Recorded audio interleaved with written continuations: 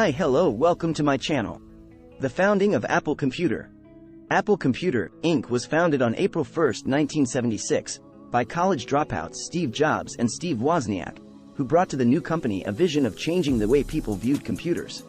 Jobs and Wozniak wanted to make computers small enough for people to have them in their homes or offices. Simply put, they wanted a computer that was user-friendly. Jobs and Wozniak started out building the Apple I in Jobs' garage and sold them without a monitor, keyboard, or casing, which they decided to add on in 1977. The Apple II revolutionized the computer industry with the introduction of the first-ever color graphics. Sales jumped from $7.8 million in 1978 to $117 million in 1980, the year Apple went public. Wozniak left Apple in 1983 due to a diminishing interest in the day-to-day running of Apple Computer.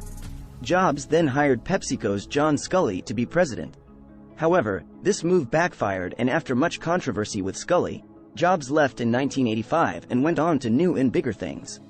He founded his own company Next Software, and he also bought Pixar from George Lucas, which would later become a huge success in computer animation of such movies as Toy Story, A Bug's Life, Monsters, Inc., and Finding Nemo. Through the rest of the 1980s, Apple was still doing well, and in 1990 it posted its highest profits yet. This was, however, mostly due to the plans that Jobs had already set in motion before he left, most notably his deal with a tiny company by the name of Adobe, creator of the Adobe Portable Document Format, PDF. Together, the two companies created the phenomenon known as desktop publishing. Back in 1985, Sculley turned down an appeal from Microsoft founder Bill Gates to license its software. This decision would later come back to haunt him because Microsoft, whose Windows operating system, OS, featured a graphical interface similar to Apple's, became their toughest competition in the late 1980s and throughout the 1990s. Over the course of a few years, Apple's market share suffered slowly after its peak in 1990, and by 1996, experts believed the company to be doomed. It was not until 1997, when Apple was desperately in need of an operating system, that it bought out Next Software, Jobs' company, and the board of directors decided to ask for some help from an old friend, Steve Jobs. Jobs became an interim CEO, or ICEO as he called himself. Jobs was not officially the CEO until 2000. Jobs decided to make some changes around Apple. He forged an alliance with Microsoft to create a Mac version of its popular Office software. Not long after this decision was the turning point for the company. Jobs revamped the computers and introduced the iBook, a personal laptop, followed by iPod, an MP3 player, which became market leader.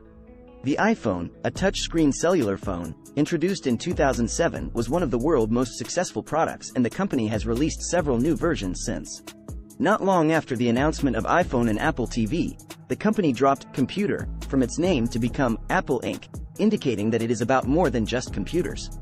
Other popular products include iPad tablet and Apple Watch. Most recently, Apple has expanded its services segments with its credit card, Apple Card, Apple News for news, Apple Arcade for games, and the Apple TV Plus for streaming original content produced by Apple. Steve Jobs died October 5, 2011, but Apple continues on with his legacy with Tim Cook at the helm as the CEO. The popularity of iPhones made Apple the first company valued at $1 trillion in 2018, and 2 years later it doubled that figure.